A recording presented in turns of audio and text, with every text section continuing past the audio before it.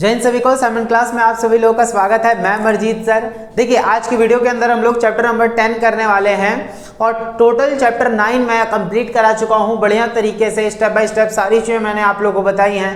अब क्या होगा, जैसे जैसे हम लोग आगे बढ़ते जाएंगे वैसे वैसे ना ईजी चैप्टर आते रहेंगे, आगे बस में इजी चैप्टर आएंगे और उसके बाद मैं आप लोग को जो है बाकी सब्जेक्ट भी करवा दूंगा, ठीक है। तो सोशियोलॉजी का जो भी आप लोग को पिछले चैप्टर अगर सच में अच्छे लगे हो तो चैनल को प्लीज़ सब्सक्राइब और चैनल को लाइक जरूर कर दिए ना, और वीडियो आपको अच्छी लगती है तो प्लीज़ उसको लाइक जरूर कर दिया करें, जिससे कि आने वाली सारी वीडियोज़ आप लोग को अच्छी मिलती रहेंगी, ठीक है। तो चलिए देखते हैं। और अक्टूबर वाले बच्चे आप बिल्कुल रेडी रहें क्योंकि एग्जाम नज़दीक है, ठीक है। ज़्यादा टाइम नहीं है आप लोगों के पास, एग्जाम नज़दीक है और मेहनत करना आप लोग तरीके से शुरू कर दें। और स्टेप बाय स्टेप सारे चैप्टर मैंने जो है अपलोड कर रखे हैं, वो जाकर जरूर देख लें आप लोग, ठीक है। चलिए आज का जो चैप्टर हमारा चैप्टर नंबर 10 है, सहयोग, प्रतिस्पर्धा तथा संघर्ष। यानी कि इस चैप्टर के अंदर हमें क्या पढ़ना है वो सारी चीज़ जानेंगे बढ़िया तरीके से। देखिए चैप्टर जो है हमारा वो है सहयोग, प्रतिस्पर्धा तथा संघर्ष, कोऑपरेशन, कंपटीशन एंड कॉन्फ्लिक्ट। यानी कि इस चैप्टर के अंदर हमें किसके बारे में पढ़ना है, सहयोग क्या होता है, प्रतिस्पर्धा क्या होती है, संघर्ष क्या होता है। क्योंकि समाजशास्त्र की अगर बात करें तो समाजशास्त्र के अंदर हम सारी चीज़ें पढ़ते हैं कि भाई जो सहयोग है, कॉपरेशन जो है, प्रतिस्पर्धा यानी आपस में जो कंपटीशन चलता है वो, और संघर्ष यानी कन्फ्लिक्ट यानी कि संघर्ष, एक दूसरे से संघर्ष भी तो घटते हैं। जब कंपटीशन होता है तो संघर्ष भी तो है एक तरीके का। तो ये सारी चीज़ें जानेंगे बढ़िया तरीके से, बस आप लोग बने रहें और देखें, एक एक करके सारे क्वेश्चन हम लोग करेंगे। और टोटल इस चैप्टर से 7 क्वेश्चन जो है मेन इंपॉर्टेंट 7 क्वेश्चन निकले हैं। इन्हीं के ऊपर आपको एक क्वेश्चन पूछा जाएगा। मैं 1000 बार बोल चुका हूँ कि हर वीडियो के अंदर मैंने बोला है कि जब पूरा चैप्टर पढ़ लेंगे तो एक क्वेश्चन आप कहीं से भी आराम से बना सकते हैं, कोई दिक्कत की बात ही नहीं है। आगे बस समझ में, तो ये चीज़ आप लोग जाने। तो सबसे पहले जो हमारा क्वेश्चन है वो है सहयोग, प्रतिस्पर्धा तथा संघर्ष की क्या भूमिका है। तो सहयोग क्या होता है, प्रतिस्पर्धा क्या है, संघर्ष क्या है, इनकी क्या भूमिका होती है, चलिए देखते हैं हम लोग। सबसे पहले आप लोग आंसर अपने स्क्रीन पर देखिए किस तरीके से बनेगा। तो देखिए जरा, सहयोग, प्रतिस्पर्धा और संघर्ष एक विशेष सामाजिक संदर्भ में किए गए लोगों के विभिन्न क्रियाकलापों के, याद रखिएगा, जब पूरा समाज एकजुट है, जब पूरा समाज है, उस समाज में जो लोग रहते हैं उनके बीच में आपसी सहयोग हो, प्रतिस्पर्धा हो, संघर्ष हो कुछ प्राप्त करने के लिए, तो हम उसको क्या कहते हैं, सहयोग, प्रतिस्पर्धा तथा संघर्ष। तो क्रियाकलापों के मूल सिद्धांत को निर्देशित करते हैं। यानी देखिए सहयोग है, प्रतिस्पर्धा है, संघर्ष, ये सारी चीजें किस पर डिपेंड है, किस पर डिपेंड है, क्रियाकलाप पर ही तो डिपेंड है। तो सिंपल सी बात है, जब लोगों के बीच में ये सारी चीजें होने लगे, इनसे जुड़ी हुई क्रियाकलाप होने लगे, तो क्या कहलाता है, सहयोग, संघर्ष, प्रतिस्पर्धा। ये सारी क्या है, एक्टिविटी होती हैं जो हमारे समाज में उत्पन्न होती हैं। आगे बात समझ में, ये आप लोग को बढ़िया तरीके से जो है याद रख लेना है, कोई दिक्कत। देखिए तो पहला क्वेश्चन तो आपको यही बताना है कि सहयोग, प्रतिस्पर्धा, संघर्ष की क्या भूमिका है। तो ये सिंपल सी बात है, इनके बिना समाज में क्रियाकलाप नहीं हो सकता। क्रियाकलाप हो रहा है तो इनको प्राप्त करने के लिए या इनकी वजह से जो है क्रियाकलाप हो रहा है। सहयोग यानी कि जब हम जैसे देखिए समाज में रहते हुए तो हम सामाजिक कार्य में सहयोग करते हैं, सिंपल सी बात है। बना के ही लिखना है, जो बच्चा बना के नहीं लिख सकता वो थोड़ा पीछे रह जाएगा, याद रखिएगा। इसलिए बना के मेंटेलिटी आप लोग इतनी ज़्यादा पावरफुल बनाएं अपनी कि बना के ज़्यादातर चीज़ें लिख सकें। तो सिंपल सी बात है, सहयोग करते हैं किसी भी काम में। प्रतिस्पर्धा कब उत्पन्न होती है, जब सामने वाले को देखते हैं हम लोग और वहां पर वो बंदा आगे बढ़ रहा है तो हमें उसको पीछे नहीं खींचना है, हमें खुद को देखना है कि हाँ हम कहाँ पे हैं, किस स्टेज पर हैं। उस चीज को देखते हुए आप लोग खुद भी आगे बढ़ें और उससे कंपटीशन करें, तो ये प्रतिस्पर्धा कहलाती है। आगे बात समझ में, ये चीज आप लोग याद रखें। तो प्रतिस्पर्धा, उस प्रतिस्पर्धा के चलते संघर्ष उत्पन्न होगा। कोई चीजें प्राप्त करनी है, कोई चीज आपको प्राप्त करनी है तो उसके लिए संघर्ष भी करेंगे ना, मेहनत भी करेंगे आप लोग, तो उसको बोला जाता है संघर्ष, ठीक है ना। तो देखिए ये सारी चीजें मिला के समाज के अंदर क्या करा आपने, क्रियाकलाप करा। उन्हीं सारे क्रियाकलापों के समूह को प्रतिस्पर्धा, संघर्ष, सहयोग कहा जाता है जो समाज के अंदर उत्पन्न होता है, ठीक बा।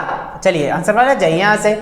अब देखिए दूसरा क्वेश्चन क्या बोलता है, दूसरा क्वेश्चन है कि प्रतिस्पर्धा कब घटित होती है। प्रतिस्पर्धा एक एक करके देखिए, चैप्टर का नाम, चैनल का नाम बोल रहा हूँ चैप्टर का नाम जो है सहयोग, प्रतिस्पर्धा, संघर्ष। इन तीनों के बारे में जब हमने समझ लिया ना तो कोई भी क्वेश्चन पूछेगा हम इजीली बना सकते हैं उसको, कोई भी दिक्कत नहीं होने वाली है। आगे बात समझ में, ठीक बा। चलिए देखते हैं। तो प्रतिस्पर्धा, आंसर आप लोग अपने स्क्रीन पर देखिए किस प्रकार से बनेगा। तो प्रतिस्पर्धा सामाजिक संघर्ष का मूलभूत स्वरूप है। याद रखिएगा प्रतिस्पर्धा क्या है, सामाजिक संघर्ष का, क्योंकि समाज में संघर्ष हो रहा है तो क्यों हो रहा है, प्रतिस्पर्धा की वजह से ही तो हो रहा है, कंपटीशन की वजह से। एक समाज दूसरे समाज से आगे बढ़ना चाहता है, एक व्यक्ति दूसरे व्यक्ति से आगे बढ़ना चाहता है, तो वो क्या करेगा, संघर्ष करेगा। जब संघर्ष करेगा तो वही प्रतिस्पर्धा कहलाएगी। तो बोला जाता है प्रतिस्पर्धा सामाजिक संघर्ष का मूलभूत स्वरूप है। प्रतिस्पर्धा उस समय घटित होती है जब मांग पूर्ति से ज्यादा हो जाती है। याद रखिएगा, कंपटीशन कब उत्पन्न होता है, जब मांग ज्यादा हो जाए और पूर्ति कम हो, यानी पूर्ति यानी सप्लाई, हमारे पास कोई चीज कम आ रही हो लेकिन हमारी मांग डिमांड ज्यादा है, तो वहां पे क्या उत्पन्न होगी, प्रतिस्पर्धा, कंपटीशन। सिंपल सी बात है। जैसे कि जनसंख्या का उदाहरण ले सकते हैं, तो जनसंख्या में क्या है, हमारा देश दिन पे दिन बढ़ता चला जा रहा है, जनसंख्या बहुत ज्यादा होती चली जा रही है। अब जनसंख्या ज्यादा होगी तो वहां पे क्या होगा, सप्लाई कम हो जाएगी और डिमांड ज्यादा हो जाएगी। लोग जितने रहेंगे उतनी ज्यादा डिमांड होगी, आगे बस मांग ज्यादा हो जाएगी, पूर्ति कम होगी, यानी जो चीजें मिल रही हैं हमें वो कम मिलने लगेंगी। तो वही सारी चीजें क्या उत्पन्न कर देती है, प्रतिस्पर्धा उत्पन्न कर देती हैं। ये चीज आप लोग को याद रखनी है। तो प्रतिस्पर्धा आया समझ में, कंपटीशन। आप अपनी लैंग्वेज में भी इसको इजी बना के एग्जाम्पल के साथ एग्जाम में लिख सकते हैं, कोई भी मार्क्स कट नहीं होने वाले, ठीक बा, ये चीज आप लोग याद रखें, ठीक है। चलिए ये जो हो गया हमारा प्रतिस्पर्धा किसे कहते हैं, चलिए आंसर समझ जाइए यहाँ से, ये हो गया। उसके बाद क्या बनता है हमारा नेक्स्ट क्वेश्चन, प्रतिस्पर्धा हानिकारक क्यों है। ये तो बहुत सारे बच्चे ना अपने मन से बना सकते हैं, इजीली बना सकते हैं। कैसे बना सकते हैं, तो देखिए जरा ध्यान से सुनिएगा आप लोग, क्या बोला गया देखिए। तो प्रतिस्पर्धा हानिकारक क्यों है, तो सिंपल सी बात है कि प्रतिस्पर्धा व्यक्ति और समुदाय दोनों के लिए घातक हो सकती है। क्योंकि याद रखिएगा प्रतिस्पर्धा, कंपटीशन में ही व्यक्ति कुछ गलत काम भी कर देता है और व्यक्ति कुछ अच्छे काम भी करता है। तो कई बार गलत काम भी हो जाते हैं प्रतिस्पर्धा में। जैसे देखिए बोला गया है, इसमें भावनात्मक संवेगात्मक बाधाएं आ सकती हैं। भावनात्मक मतलब क्या होगा, एक तरीके से कहीं ना कहीं बाधाएं भी उत्पन्न हो सकती हैं। प्रतिस्पर्धा कर रहा है, कंपटीशन कर रहा है, और कंपटीशन करते हुए इतना ज्यादा उसमें भावुक हो गया है, इतना ज्यादा संलग्न हो गया, उस चीज में लग गया है वो, कि खाना पीना हर चीज भूल जाता है, तो कहीं ना कहीं उसके लिए हानिकारक भी हो गया। और कंपटीशन आप लोगों ने देखा होगा, बहुत से लोग कंपटीशन करते हुए अगर विफल हो जाते हैं या सफल नहीं हो पाते हैं, तो कुछ गलत कार्य करने लग जाते हैं। तो ये चीज बिल्कुल भी नहीं होनी चाहिए, ये तो आप लोग को याद रखना है। तो ये हमें याद रखना है कि प्रतिस्पर्धा क्या है, हानिकारक भी हो सकती है। क्यों हो सकती है, तो एग्जाम्पल के साथ आप लोग लिख सकते हैं। जो इजी चैप्टर हैं वो मैं आप लोग को, मतलब ये है ना कि जल्दी जल्दी करवा के उसको खत्म करूंगा। सोशियोलॉजी में टोटल 35 चैप्टर हैं, आप लोग भी जानते हैं कितने ज्यादा, बहुत सारे चैप्टर हैं, ठीक है। लेकिन हाँ, पर चैप्टर अगर हम समझ लेते हैं, जिसका एग्जाम अक्टूबर में है, जिसका एग्जाम अप्रैल में है, टेंशन की बात नहीं है। आप लोग पर डे 2-2 चैप्टर भी देखेंगे ना, तो भी 35 के 35 चैप्टर आप लोग जल्दी जल्दी कवर कर लेंगे। 20 से 15, मतलब ज्यादा दिन नहीं लगेंगे, आप लोग 15 दिन में ही पूरे चैप्टर कंप्लीट कर लेंगे, ठीक है। अगर 2 चैप्टर या 3 चैप्टर भी देखते हैं, कंप्लीट हो जाएगा। ऐसी पॉलिटिकल हिस्ट्री भी है, आप लोग कंप्लीट करें। आने वाले टाइम पे जो है पेंटिंग, इंग्लिश और हिंदी का भी मैं सिलेबस करवा दूंगा पूरा। इंग्लिश के तो 6 चैप्टर अपलोड कर रखे हैं, धीरे धीरे सारे करवा दूंगा, उसकी टेंशन आप लोग ना लें, ठीक है। बाकी हम लोग सोशियोलॉजी की जो अभी चल रही है चेन, वो पूरा करेंगे पहले तो, ठीक है ना। चलिए देखते हैं, तो प्रतिस्पर्धा हानिकारक क्यों है, ये मैंने आप लोग को बता दिया। चलिए जाइए, ये चीज हो जाएगा। उसके बाद आंसर क्या बनेगा, देखो क्वेश्चन कौन सा है, तो वो है सहयोग से क्या तात्पर्य है, प्राथमिक तथा द्वितीयक सहयोग की विवेचना कीजिए। सहयोग से क्या मतलब, अभी हमने प्रतिस्पर्धा जाना, ठीक है, संघर्ष भी देखा, सहयोग अब जान लेते हैं, सहयोग फिर उसके बाद संघर्ष नीचे भी आएगा। तो सहयोग से क्या तात्पर्य है, प्राथमिक तथा द्वितीयक सहयोग क्या होते हैं, जरा ध्यान सुनिएगा। ये क्वेश्चन मैं बोलता हूं ना आप लोग के लिए इंपॉर्टेंट है, ठीक है। इंपॉर्टेंट क्यों है, जरा आप लोग ध्यान सुनिएगा इसका आंसर। सबसे पहले तो हम लोग इसमें क्या है, सहयोग का अर्थ जान लेते हैं एक बार, ध्यान सुनिएगा। सहयोग का सामान्य रूप से अर्थ होता है एक सामान्य उद्देश्य की प्राप्ति हेतु परस्पर मिलकर कार्य करना। मान के चले समाज में रह रहे हैं हम लोग, और समाज में हमें कोई नीड है, बहुत ज्यादा नीड है किसी चीज की, तो हम उसमें मिलकर काम करेंगे। जब मिलकर काम करेंगे तो सहयोग हो गया, ये सिंपल सी बात है। तो सहयोग उन महत्वपूर्ण सामाजिक प्रक्रियाओं में से एक है जो समाज को संगठित करती है, यानी पूरा समाज एकजुट होकर उस चीज के लिए काम करना शुरू कर देगा, और संगठित करती है, कार्यश्रम बनाती है और व्यक्तियों को एक होकर कार्य करने की प्रेरणा देती है। जब समाज में कुछ भी ऐसा कार्य, मान के चले सड़क बन रहा हो या नालियां बन रही हो, सब लोग मिलजुल कर उसमें काम करते हैं, सब लोग सहयोग देते हैं, आगे बस में। तो ये चीज याद रखना है। तो वर्तमान जटिल समाज में सहयोग की प्रक्रिया प्रत्येक स्तर पर अपना कार्य कर रही होती है। इसका रूप चाहे प्रत्यक्ष हो अथवा अप्रत्यक्ष, यानी दोनों तरीके से हम लोग जानेंगे, प्रत्यक्ष और अप्रत्यक्ष। यानी कुछ हम डायरेक्ट तौर पे शामिल होते हैं किसी चीज में, थोड़ा दिमाग लगा लेंगे ना तुरंत क्लियर हो जाएगा। किस चीज में हम डायरेक्ट शामिल हो तो प्रत्यक्ष, और किस चीज में हम इनडायरेक्ट तौर पे, लेकिन काम हो रहा है लेकिन हम उसमें शामिल नहीं है अभी। आगे बात समझना, फिजिकली शामिल ना हो, फाइनेंशियली शामिल हो जाएं तो वो भी एक तरीके से सहयोग ही होगा, लेकिन वो अप्रत्यक्ष होगा, प्रत्यक्ष नहीं होगा, क्योंकि हम डायरेक्ट शामिल उसमें नहीं हुए हैं। कोई दिक्कत? ये चीज आप लोग को याद रख लेनी है। देखिए ध्यान सुनिएगा, बोला गया समाजशास्त्र के शब्दकोश में सहयोग के लिए दी गई परिभाषा के अनुसार सहयोग वह प्रक्रिया है जिसके द्वारा अनेक व्यक्ति अथवा समूह सामान्य लक्ष्यों की प्राप्ति के लिए अपने प्रयत्नों को अधिक संगठित रूप से एक दूसरे से संबंध करते हैं। और उपरोक्त परिभाषा से स्पष्ट है कि यदि अनेक व्यक्तियों अथवा समूहों के साथ मिलकर कार्य करने के बाद भी कार्य पहले से अधिक संगठित रूप से ना हो सके तब इसको सहयोग की स्थिति नहीं कहा जा सकता। यानी कि जब सब लोग मिलजुल कर काम ना करें तो उसको सहयोग नहीं कहेंगे, लेकिन जब सब लोग मिलजुल कर कार्य करें, किसी को काम को करने पर उतारू हो जाए और वो काम पूरा होने लगे तो उसको सहयोग कहा जाएगा। आगे बात समझ में ये चीज याद रखें। कारण सहयोग की प्रक्रिया का संबंध अपेक्षाकृत अधिक संगठित और अधिक जो है कार्यश्रम स्थिति से है। यानी कि हम लोग संगठित होकर उसको कार्यश्रम, यानी अपना फिजिकल हो, मेंटली हो या फाइनेंशियली हो, हर तरीके से मदद करते हैं ना, एकजुट होकर, सब लोग एकजुट होकर कार्य कर रहे हैं, वो होगा सहयोग। आगे बात समझ में ये चीज याद रखें। तो सहयोग के कुछ प्रकार हैं, प्रत्यक्ष और अप्रत्यक्ष जान लेते हैं। देखिए जरा, सहयोग प्राथमिक और द्वितीयक ही वही हम बात कर रहे हैं यहाँ पे। देखिए जरा सहयोग के प्रकार क्या हैं। तो सहयोग प्रत्यक्ष उस समय होता है जब अनेक व्यक्ति अथवा समूह आमने सामने के संबंधों द्वारा समान कार्य करते हों। यानी जब आमने सामने होना तो और वहां कार्य कर रहे हों, प्रत्यक्ष होकर आमने सामने हो, तब वो कहलाता है क्या? वो कहलाता है एक तरीके प्रत्यक्ष समूह, प्रत्यक्ष सहयोग। ठीक है, अप्रत्यक्ष सहयोग उसी में देखिए थोड़ा सा और है। प्रत्यक्ष सहयोग के उदाहरण है प्रार्थना करना, पूजा, खेती, पत्थरों के ढेर को हटाना या कीचड़ से मोटर गाड़ी व कार को बाहर करने हेतु धक्का देना। ये सब क्या होता है? सहयोग करना, जिसमें आप डायरेक्ट तौर पे शामिल हुए हैं, आप और सामने वाला व्यक्ति दोनों एक दूसरे को देख रहे हो, वो क्या कहलाता है? वो प्रत्यक्ष सहयोग कहलाता है। ठीक है, आप अप्रत्यक्ष देखते हैं, इनडायरेक्ट देखते हैं। जरा ध्यान सुनिएगा, देखिए पहले वाले में डायरेक्ट शामिल हुए थे, दूसरे वाले में डायरेक्ट शामिल नहीं हुए हैं। तो क्या बोला गया? देखिए सहयोग का रूप अप्रत्यक्ष उस समय होता है जब सहयोग करने वाले व्यक्ति का उद्देश्य तो समान हो, यानी वो चाहता है काम हो, जैसे पहले वाले में भी चाह रहा था एक मिनट रुकिए जरा, पहले वाले में भी चाह रहा था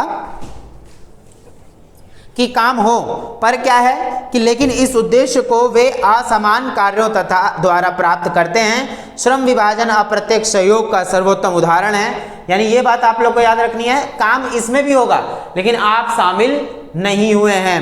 यानी कि जिसमें बहुत से व्यक्ति असमान कार्यों को करते हुए एक ही उद्देश्य की प्राप्ति में लगे होते हैं। सब लोग अलग अलग कार्य कर रहे हैं लेकिन हाँ काम एक ही होगा, उस काम को पूरा करना है।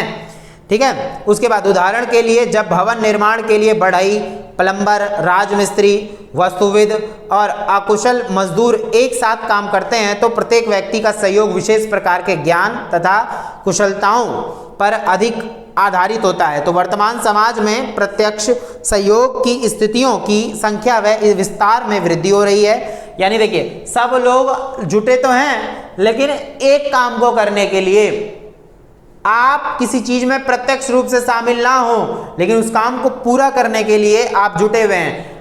कोई भी हो लेकिन एक काम को पूरा, मान के चलिए एक बिल्डिंग बनानी है, ठीक है, उसमें अलग अलग लोग शामिल हुए हैं, डायरेक्ट तौर पे तो कोई शामिल नहीं हुआ है, एक काम करके एक चला गया, एक काम करके एक चला गया, एक काम करके एक चला गया, ऐसे, लेकिन एक ही काम को पूरा कर रहे हैं सब लोग, उस पूरे भवन को निर्माण करने में लगे हुए हैं।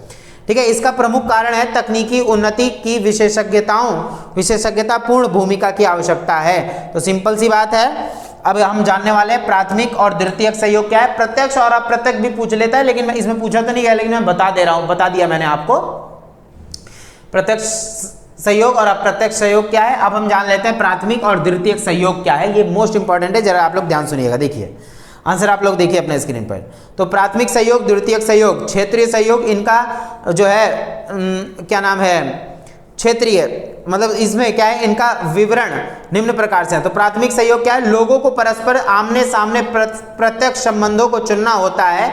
इस स्थिति में व्यक्ति की रुचि तथा प्राथमिक समूह की रुचि एकाकार हो जाती है। यानी कि सिंपल सी बात, सामने वाले की रुचि और हमारी रुचि यानी इंटरेस्ट किसी काम को करने के लिए जब सेम सेम हो जाए ना, और हम आमने सामने उस कार्य को पूरा कर रहे हैं, एक ही कार्य को कर रहे हैं, तो प्राथमिक समूह कहलाता है। यानी पहली दफा कोई समूह बना हो, प्राथमिक हो, पहले हो, ठीक है। जैसे इसमें बोला गया प्राथमिक सहयोग में घर परिवार तथा मित्रों के द्वारा जो है किया गया सहयोग प्राथमिक सहयोग कहलाता है। सिंपल सी बात है, घर परिवार के लोग जुड़ते हैं, मित्र जुड़ जाते हैं, तो जब भी आपके साथ आपके घर परिवार के लोग मित्र वगैरह जुड़ जाए तो वो प्राथमिक सहयोग में आएगा। सिंपल सी बात है, वो क्योंकि पहले कुछ लोग ऐसे हैं जो आपके काफी ज्यादा करीब हैं, सबसे पहले आएंगे वो करने, वो कहलाएगा प्राथमिक सहयोग। अब द्वितीयक सहयोग जब सुन लोगे ना तो क्लियर हो जाएगा। देखिए द्वितीयक सहयोग में क्या है, द्वितीयक सहयोग द्वितीयक समूह में पाया जाता है। इसके उदाहरण है सरकार, औद्योगिक प्रतिष्ठान, स्वयंसेवी संस्थाएं तथा ट्रेड यूनियन आदि। इन समूहों में लोग अपने अपने कुछ निश्चित हित अथवा रुचियों के अनुसार सहयोग करते हैं। देखिए ध्यान सुनिएगा, प्राथमिक समूह में क्या है कि आपको ही लाभ हो रहा था और आपसे जुड़े हुए चंद लोगों को कुछ लाभ हो रहा था, इसलिए प्राथमिक समूह था। यानी वो छोटे समूह में लोग शामिल थे, सबका फायदा हो रहा था उसमें सिर्फ, लेकिन आपसे काफी करीबी लोगों का फायदा। लेकिन द्वितीयक समूह क्या है, द्वितीयक सहयोग क्या है, तो इसमें वैसे लोग शामिल होंगे आपकी मदद के लिए जैसे सरकार, औद्योगिक प्रतिष्ठान, स्वयंसेवी संस्थाएं। ये लोग क्यों जुड़ेंगे, देखिए सरकार क्यों जुड़ती है आपकी मदद करने के लिए, ताकि सरकार को अगली दफा वोट मिलेंगे, कुछ बड़े लेवल पर आपकी मदद की जाएगी और इसमें उम्मीद की जाएगी कि सामने वाला भी हमारी मदद ज्यादा से ज्यादा करे। सहयोग, द्वितीयक सहयोग, प्राथमिक सहयोग में कुछ खास लोग आपके साथ जुड़े हुए हैं, करीबी लोग जुड़े हुए हैं, और द्वितीयक सहयोग में कुछ ऐसे लोग जुड़े हैं जैसे सरकार, प्रतिष्ठान वगैरह, ये सब लोग जुड़े हुए हैं ताकि उनकी भी मदद हो जाए। और रुचियां बोला गया है निश्चित हित अथवा रुचियों के अनुसार सहयोग करते हैं, इंटरेस्ट के हिसाब से जो है इसमें साथ दिया जाएगा, ठीक है ना, क्योंकि उनका भी हित है, सरकार का भी हित है। और प्राथमिक सहयोग में क्या था कि परिवार, घर परिवार है, भले ही उनका ज़्यादा फायदा ना हो लेकिन आपका हो रहा है, वो लोग साथ देंगे। लेकिन द्वितीयक समूह में आपका भी फायदा, उनका भी फायदा होना चाहिए। आगे बात समझ में, ये चीज़ याद रखिएगा। देखा होगा आप लोगों ने, आपके घर परिवार में भी जैसे आप कोई काम करते हैं तो आपको सब लोग मदद करते हैं, हेल्प करते हैं। आपकी मम्मी हो गई, पापा हो गए, उनका तो उतना लाभ नहीं है, लेकिन आपका फायदा से उनका फायदा ऑटोमेटिक हो जाएगा, इसलिए वो लोग मदद करते हैं। लेकिन यहाँ पर द्वितीयक समूह में सरकार क्यों मदद कर रही है, क्योंकि सामने सरकार इसलिए मदद कर रही है ताकि आप लोग उनको वोट देकर अगली दफा जितवाएं। आगे बस समझ में, ये चीज आप लोग याद रखें, ठीक है। उसके बाद क्षेत्रीय सहयोग, वैसे तो क्षेत्रीय सहयोग नहीं पूछा गया लेकिन मैं फिर भी बता देता हूँ। देखिए क्षेत्रीय सहयोग उन समूहों व क्षेत्रों में पाया जाता है या मानव समूह एक दूसरे से प्रतिस्पर्धा करते हैं या साथ साथ हो जाते हैं, वे अपने किसी विशेष उद्देश्य से एक दूसरे को सहयोग देते हैं। देखिए क्षेत्रीय सहयोग में क्या होगा, बहुत सारे लोग एकजुट हो जाते हैं क्योंकि सब चाहते हैं कि भाई सबका फायदा हो। जैसे सड़क बनवानी है, सड़क बनवाने के लिए सब लोग एकजुट हुए हैं और गए हैं किसी नेता से बात करने के लिए, तो वहां पे सब लोग जाएंगे क्योंकि सबका फायदा है, सड़क बन जाएगी तो सबका फायदा होगा। ये बात याद रखिएगा। इसका उदाहरण है विभिन्न राजनीतिक दलों के मध्य कुछ अवधि के लिए परस्पर सहयोग का निर्माण। यानी देखिए सिंपल सी बात, अभी मैंने एग्जाम्पल जो बताया वही होगा कि सब लोग जो गए हैं जुड़ने एक संगठन को, या बोल सकते हैं एक दल को, हम बात रखने गए हैं अपनी कि हाँ हमारे यहाँ ऐसी जरूरत है, ऐसी जरूरत है, वो देखेगा अरे यार लोगों की जरूरत है, हम अगर पूरा कर देंगे तो लोग हमारा साथ देंगे, तो क्षेत्रीय सहयोग हो जाएगा। यानी क्षेत्र का पूरा फायदा, सारे लोगों का फायदा होगा। आगे बात समझ में, ये चीज आप लोग को 1 बाय 1 जब बता दोगे ना ये सारी चीजें, तो आप लोग को याद रख लेना है, कोई दिक्कत, ये चीज याद रखें, ठीक है। चलिए जाइए आंसर महाराज। देखिए अब कौन सा क्वेश्चन बनेगा, उसके बाद है प्रतिस्पर्धा से क्या तात्पर्य है, प्रतिस्पर्धा के गुण तथा दोषों का वर्णन करें। प्रतिस्पर्धा के फायदे और नुकसान दोनों बताने, फायदे और नुकसान, ठीक है। तो यहाँ क्या बताना है जरा ध्यान से आप लोग सुनिएगा। आंसर आप लोग अपने स्क्रीन पर देखिए किस प्रकार से बनेगा। देखिए जरा, प्रतिस्पर्धा तो मैं ऑलरेडी बता ही चुका हूँ, कंपटीशन है। छोटे छोटे जब आप क्वेश्चन समझ जाएंगे ना, बड़ा आंसर आप लोग बढ़िया तरीके से जो है बना लेंगे, ठीक है ना। देखिए तो प्रतिस्पर्धा एक सहयोगी सामाजिक प्रक्रिया है। यह विरोधी व्यवहार के द्वारा व्यक्तियों को एक दूसरे के उद्देश्य को पराजित करके अपने निजी स्वार्थ को पूरा करने का प्रोत्साहन देती है। यानी देखिए प्रतिस्पर्धा कहीं ना कहीं कंपटीशन जो है सामने वाले से ऊंचा उठना होता है। देखिए आप गलत काम मत करें प्रतिस्पर्धा में, कंपटीशन में, कि सामने वाले गिरा दो, नहीं, आप सामने वाले गिराओ मत, बल्कि सामने वाले से और ऊपर उठो। आगे बात समझ में, जब आप उठना शुरू करेंगे तो आपको देखकर और लोग प्रभावित होंगे और लोगों को फायदा मिलेगा। कैसे? अरे भाई वो तो यार इतना अच्छा पढ़ रहा है, इतना आगे बढ़ा है, मुझे भी पढ़ना चाहिए। इससे क्या होगा? मोटिवेट होंगे लोग। तो आप एक मिसाल तय करें लोगों के लिए, ये मत करें कि लोगों की टांग खींचने लग जाएं अपने आगे बढ़ने के चक्कर में, वो बहुत बेकार आदमी होगा। ठीक है, आप लोग प्रतिस्पर्धा करें, कंपटीशन करें, लेकिन बिना किसी को नुकसान पहुंचाए। ठीक है, देखिए यह विरोधी व्यवहार के द्वारा व्यक्तियों को एक दूसरे के उद्देश्य को पराजित करके अपने निजी स्वार्थ को पूरा करने का प्रोत्साहन देती है। वर्तमान युग में सामाजिक वर्गों के निर्माण में प्रतिस्पर्धा का महत्व सबसे आधारभूत है। यानी कंपटीशन, आज के टाइम पे कंपटीशन हर चीज में है, ये अच्छे तरीके से आप लोग याद रखिएगा। आज कंपटीशन हर चीज में है। जैसे प्रतिस्पर्धा का स्वरूप यानी नेचर ऑफ कंपटीशन।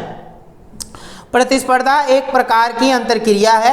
प्रतिस्पर्धा उन व्यक्तियों और मानव समूहों के मध्य एक द्वंद्व का स्वरूप होती है जिसका परस्पर संपर्क तथा विचार विनिमय से जुड़ना आवश्यक नहीं है। प्राथमिक प्रतिस्पर्धा व्यक्तियों या मानव समूहों के मध्य अपनी असीमित इच्छाओं की पूर्ति तथा संतुष्टि के लिए की गई अवैयक्तिक तथा अचेतन द्वंद्व है। यानी सिंपल सी बात है, प्रतिस्पर्धा क्या होती है कि दो व्यक्तियों के बीच में उत्पन्न होने वाली एक आगे बढ़ने की भावना, सामने वाले को देखकर मुझे भी अब आगे बढ़ना है, ये होगा कंपटीशन। प्रतिस्पर्धा का प्रमुख कारण सीमित पूर्ति है, यानी कि आप कुछ चीजें प्राप्त करना चाहते हैं, पूर्ति करना चाहते हैं, क्योंकि उस पद परिस्थिति आदि की प्राप्ति सभी को सुलभ नहीं हो सकती। अंततः वे परस्पर प्रतियोगिता करते हैं। यानी कि सिंपल सी बात है, आमने सामने जब व्यक्ति जुड़ जाते हैं ना और कंपटीशन करने लग जाते हैं, तो जरूरी नहीं है कि फायदा ही फायदा हो। कंपटीशन में कई बार लोग विफल भी होते हैं। कुछ लोग विफल होने के कारण कुछ गलत कार्य करते हैं, कुछ लोग क्या करते हैं उससे और सीखकर जो आगे बढ़ना शुरू करते हैं। जो आगे बढ़ना शुरू करते हैं उस चीज़ों सीखकर वो व्यक्ति सबसे अच्छा होता है। ठीक है, आप एक बार फेल हो गए, 2 बार फेल हो गए तो क्या नुकसान तो नहीं हो गया ज़्यादा, जिंदगी तो नहीं खत्म हो गई। सिंपल सी बात, जो गलत कर रहा है आज के टाइम पे विफल होके आत्महत्या कर ले रहा है, सुसाइड कर ले रहा है, वो तो बहुत गलत काम है भाई। सिंपल सी बात है, आप डरपोक हैं, आपसे बुरा कोई नहीं है फिर इस दुनिया में। ठीक है, अपने माँ बाप को छोड़ के चले जाते हो, जो लोग आपसे इतना प्यार करते हैं आप उनको छोड़कर चले जाते हैं बिना कुछ सोचे समझे। एक चीज में विफल होने के कारण आपने कुछ गलत कर लिया, क्या आप इंसान हैं? गलत हैं आप। ये चीज नहीं होना चाहिए बिल्कुल भी ना। ये डरपोक होते हैं, बुजदिल होते हैं, कायर होते हैं, मक्कार होते हैं, ये जो ऐसी हरकतें करते हैं। विफल हो गए कोई बात नहीं, सेकंड टाइम उस चीज से कुछ सीख कर नया करने की कोशिश करो यार। सोचने वाली बात है बक। चलिए, तो प्रतिस्पर्धा और क्या जानना है हमें इसमें? प्रतियोगिता तो आप लोगों ने समझा, प्रतियोगिता और प्रतिस्पर्धा क्या है, ये सारी चीज मैंने आप लोगों को बताया। जरा आप लोग इसके बारे में देखिए जरा। तो प्रतिस्पर्धा के प्रमुख विशेषताएं अथवा तत्व क्या कहलाती हैं ये चीजें देखिए। प्रतिस्पर्धा अलग अलग चीजों की होती है, जैसे आर्थिक प्रतिस्पर्धा, समाज में रहते हुए अलग अलग चीजों की प्रतिस्पर्धा, ये सब सारी चीजें आप लोग बना के लिख सकते हैं। चलिए देखते हैं इसमें क्या है। सबसे पहले प्रतिस्पर्धा एक अवैयक्तिक संघर्ष है। अवैयक्तिक मतलब क्या होता है कि प्रतिस्पर्धा वैयक्तिक या निजी नहीं होती। कुछ सामाजिक शास्त्रियों का कथन है कि प्रतिस्पर्धा सामाजिक संपर्क के अभाव में अंतरक्रियाओं के संबंधित हो जाती है। यानी कि देखिए, यह प्रत्यक्ष रूप से किसी व्यक्ति या मानव समूह के प्रति प्राय निर्देशित नहीं होती। यानी कि आप क्या करते हैं पर्सनली, यानी ऐसा तो है नहीं कोई व्यक्ति जब शामिल नहीं होगा किसी चीज में तो प्रतियोगिता हो जाएगी। सिंपल सी बात है, आपको ये देखना होगा सामने वाला व्यक्ति क्या कर रहा है। जब सामने वाला व्यक्ति कुछ कर रहा होगा तभी तो आप देखकर उसको कुछ अलग करने की कोशिश करोगे। आगे बात समझ में? तो ये सारी चीज आप लोग को समझनी है, बहुत इजी है। तो सिंपल सी बात है, प्रतिस्पर्धा एक अवैयक्तिक संघर्ष, यानी सिंपल सी बात है, इसमें मतलब अपने आप को आगे बढ़ाने के लिए आपने क्या करा, सामने वाले को देखकर, उस व्यक्ति को देखकर अपने आप को आगे बढ़ाना शुरू कर दिया। आगे बात समझ में? थोड़ा थोड़ा बना के भी लिखना है आप लोग को इसमें। उसके बाद है प्रतिस्पर्धा का सार्वभौमिक होना। सिंपल सी बात है, प्रतिस्पर्धा क्या होती है? सार्वभौमिक होती है। सब लोगों को आपने देखकर क्या करा, कंपटीशन करा। कंपटीशन क्यों करा? ताकि लोग आपको जान सकें, आप आगे बढ़ सकें। तो क्या बोला गया है? तथापि कभी कभी जो देखिए, प्रतिस्पर्धा का सार्वभौमिक होना, यानी कोई भी समाज ऐसा नहीं होता जो प्रतिस्पर्धा रहित हो। यानी हर समाज में क्या होता है, प्रतिस्पर्धा होती है, कंपटीशन होती है। सिंपल सी बात है कि परिणाम और मात्रा विभिन्न समाजों में भिन्न भिन्न होती है। प्रतिस्पर्धा समस्त ज्ञात मानव समाजों तथा संस्कृतियों में विद्यमान होती है। यानी सिंपल सी बात है, हर चीज में प्रतिस्पर्धा है, हर चीज में कंपटीशन है, भर भर के कंपटीशन है। ये बात आप लोग को ढंग से याद रख लेनी है, ये चीज याद रखिएगा। उसके बाद आता है प्रतिस्पर्धा को उन्नति की प्रेरक माना जाता है। सिंपल सी बात है, देखिए अगर ये तो सिंपल सा आप लोग देख ही रहे हैं, प्रतिस्पर्धा को क्या माना जाता है, उन्नति का प्रेरक। सिंपल सी बात, आप उन्नत कब करेंगे, समाज में आप डेवलप कब करेंगे, जब सामने क्या होगा, कंपटीशन होगा। जब तक कंपटीशन नहीं होगा तब तक आप लोग कोई मेहनत ही नहीं करेंगे भाई। सिंपल सी बात है, अगर आप लोग अकेले हैं किसी फील्ड में, हाँ आप ही हर चीज कर रहे हैं, आप ही को नॉलेज है, तो आप बेफिक्र रहोगे। लेकिन जब सामने वाला कोई और आ जाएगा ना, सिंपल सी बात है कि हाँ वो भी वही काम कर रहा है, अरे कहीं वो ज्यादा आगे ना बढ़ जाए, चलो मैं भी मेहनत करूंगा और आगे बढ़ो, तो कंपटीशन होना जरूरी। आगे बात समझ में, तो इसके कुछ फायदे भी हैं, कुछ नुकसान भी है। फायदे क्या है वो ऑलरेडी मैं बता चुका हूँ। प्रतिस्पर्धा के लोग कंपटीशन करते करते क्या करते हैं, कुछ गलत काम भी करते हैं, और कुछ फायदे ही हैं कि आपको प्रेरणा मिलती है ज्यादा से ज्यादा। बस समझ के आपको इजी वे में लिख देना है, कोई दिक्कत, चलिए आंसर वाला जाइए। ये आप लोग को समझना है और बढ़िया तरीके से जो है कर देना है हीरो हीरोइन की तरह, ठीक है। चलिए नेक्स्ट आपका टॉपिक है संघर्ष से क्या तात्पर्य है, संघर्ष की प्रमुख विशेषताएं लिखिए। अब जरा संघर्ष समझते हैं हम लोग, संघर्ष का क्या मतलब होता है। तो संघर्ष आप लोग देखिए अपने स्क्रीन पर आंसर किस प्रकार दे रखा है, देखिए जरा ध्यान सुनिएगा। संघर्ष क्या है, तो संघर्ष का मतलब होता है एक तरीके से मेहनत करना। संघर्ष प्रतिस्पर्धा के अनुरूप सामाजिक प्रक्रिया है। सिंपल सी बात है, समाज में ही संघर्ष भी उत्पन्न होता है, तो प्रतिस्पर्धा करने के लिए, कंपटीशन करने के लिए आपको मेहनत करनी पड़ेगी, वही मेहनत संघर्ष कहलाती है, ठीक है, कॉन्फ्लिक्ट कहलाती है, ठीक है। देखिए तो सामाजिक प्रक्रिया की एक अन्य प्रकार के विरोध की प्रक्रिया होती है, यह सर्वव्यापक होता है। दूसरे शब्दों में संघर्ष प्रत्येक समाज या सामाजिक प्रणाली में अंतर्निहित होता है। हर समाज में, जिस समाज में प्रतिस्पर्धा है उस समाज में संघर्ष भी होगा। आगे बात समझ में, ये चीज याद रखिएगा। तो इसकी झलक अभिवृत्तियों, व्यवहार, रूढ़िबद्धताओं तथा सामाजिक दूरी में दृष्टिगोचर होती है। यानी हर चीज में आपको प्रतिस्पर्धा, या आप बोल सकते हैं जब प्रतिस्पर्धा होगी तो संघर्ष भी देखने को मिलेगा। ये चीज हमने जान लिया, ठीक है। उसके बाद देखिए जरा क्या बोला गया है यहाँ। प्रोफेसर ग्रीन जो है वो क्या बताते हैं, संघर्ष किसी अन्य व्यक्ति अथवा व्यक्तियों की इच्छा या जानबूझकर विरोध करने, रोकने अथवा उसे सख्ती से पूर्ण कराने से संबंधित प्रयत्न है। यानी कि आप जानबूझ के संघर्ष करते हैं। जानबूझ के क्यों किया, अगर खाली ऐसे ही बैठे रहे तब तो आगे नहीं बढ़ सकते। आपने देखा और आपने उस चीज के लिए मेहनत करना शुरू कर दिया, आपने संघर्ष करना शुरू कर दिया। इस प्रकार प्रोफेसर ग्रीन जो है ने हिंसा और आक्रमण के साथ ही उत्पीड़न को भी संघर्ष के तत्वों में प्रमुख मान लिया है। इन्होंने बोला है आक्रमण करके या हिंसा करके, सिंपल सी बात है, आप उत्पीड़न को खत्म कर सकते हैं। अगर लग रहा है समाज के अंदर कोई तानाशाही सरकार है तो आप क्या कर सकते हैं, वहां पर उस सरकार को हटाने के लिए आप कदम उठाएं। उसमें थोड़ा मोड़ा हिंसा भी करना पड़े, लेकिन वो समाज, पूरे समाज के लिए सही है तो आप लोग करें, लेकिन किसी को चोट ना पहुंचाएं, उस सरकार को हटाएं। तो ये सारी चीजें बता रखी हैं इसी में। तो प्रतिस्पर्धा के परिवर्तित रूप को ही संघर्ष कहा जाता है। प्रतिस्पर्धा को ही क्या कहा जाता है, संघर्ष कहा जाता है। जब कंपटीशन होगा तभी तो उसमें संघर्ष होगा, सिंपल सी बात है। क्योंकि उसके अनुसार प्रतिस्पर्धा और संघर्ष में केवल मात्रा का ही अंतर है, सिंपल सी बात है। प्रतिस्पर्धा और संघर्ष दोनों एक ही है। तो संघर्ष की विशेषताएं अगर देखा जाए तो संघर्ष की कुछ विशेषताएं मैं आप लोग को स्क्रीन पर दिखा देता हूं। इसमें क्या होगा, सिंपल सी बात है, देखिए संघर्ष उस समय उदय होता है जब एक समूह के प्रतिमान और जीवन मूल्य एक दूसरे समूह के प्रतिमान और जीवन मूल्य से टकराते हैं। यानी जब एक समाज दूसरे समाज से टकराता है तो वहां कंपटीशन उत्पन्न होता है, वहां विरोध उत्पन्न होता है। आगे बात समझ में, ये चीज याद रखिएगा।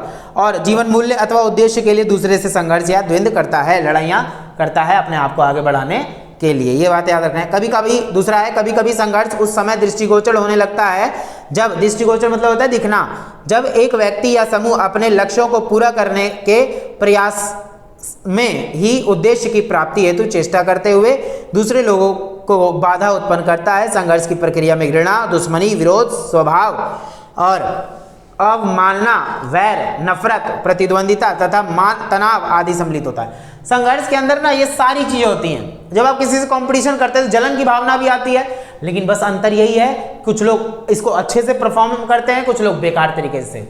सब लोग कंपटीशन करते हैं, लेकिन कंपटीशन करते हुए कुछ लोग इसका गलत तरीके से यूज करते हैं, कुछ लोग अच्छे तरीके से।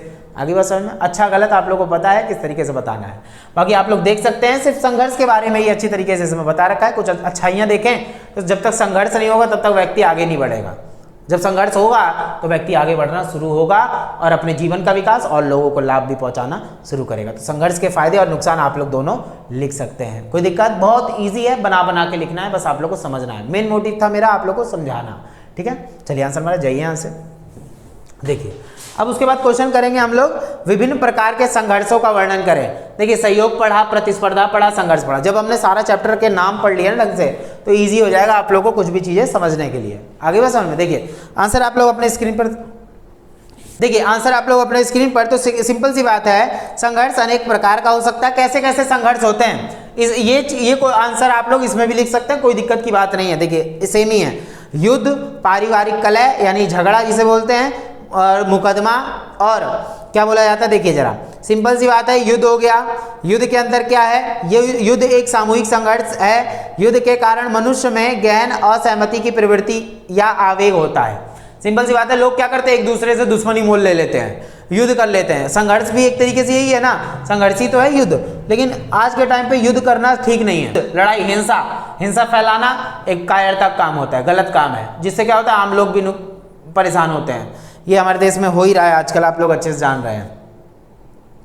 पारिवारिक कलह यानी पारिवारिक कलह भी एक तरीके से संघर्ष का ही रूप लेती है। जैसे पारिवारिक कलह या झगड़े एक दूसरे से दूसरे समूह द्वारा आरोपित किसी प्रकार के अन्याय के कारण हो जाता है। सिंपल सी बात, एक परिवार दूसरे परिवार से लड़ता है, एक परिवार में ही आंतरिक कलह होती है, लड़ाइयाँ होती हैं, तो ये भी एक तरीके से संघर्ष है। कोई ना कोई आगे बढ़ रहा है, कुछ कर रहा है उस चीज़ से उभरने के लिए, उस चीज़ को ठीक करने के लिए, तो ये संघर्ष कहलाता है। आगे बात समझ में, ये चीज़ है। उसके बाद है मुकदमेबाजी।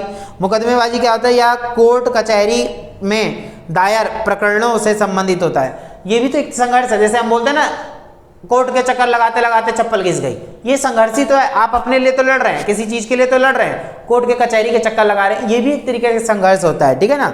और अंतर्वैयक्तिक विचारों का संघर्ष, यानी एक व्यक्ति क्या करता है, अपने विचारों के तौर पे भी लड़ाइयाँ लड़ता है। जैसे अपनी बात को ऊपर रखने के लिए, अपनी बात को सबके जहन में उतारने के लिए, आगे बस समझ में, और लोग उन बातों को समझ सकें।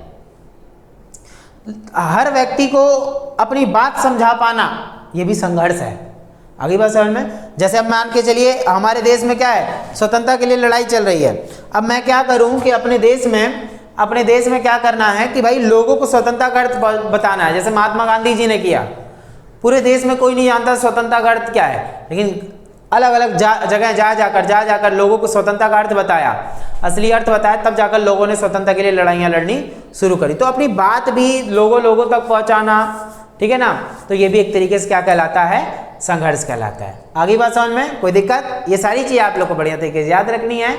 यही आपके चैप्टर के अंदर क्वेश्चन थे। बाकी अब जो चैप्टर आएंगे 11वां चैप्टर में आप लोगों को कल जो है पढ़ाऊंगा बढ़िया तरीके से। अगर आप लोगों को सच में वीडियो अच्छी लगी है तो प्लीज़ चैनल को लाइक सब्सक्राइब जरूर कर लेना, और इसके बाद लाइन वाइज सारे चैप्टर मैं आप लोग को अपलोड कर दूंगा, ठीक है ना। ये इन चैप्टरों में ना आपको नोट्स की आवश्यकता नहीं है, क्योंकि मैं साथ साथ आपको आंसर भी दिखाई दे रहा हूँ, तो इसमें कोई नोट्स की आवश्यकता नहीं है। आप लोग बढ़िया तरीके से इसके साथ साथ पढ़ सकते हैं, ठीक है। मैं आप लोग को बोलता हूँ, जो बातें आप लोग को सामने लिखी हुई हैं आप लोग पढ़ सकते हैं उसको, ठीक है ना। चलिए तो मिलते हैं हम लोग नेक्स्ट चैप्टर के अंदर। उसके बाद सारे चैप्टर जल्दी जल्दी हम लोग कवर कर लेंगे, ठीक है। आप लोग को टेंशन बिल्कुल भी नहीं लेनी, ठीक है। जय हिंद, जय भारत।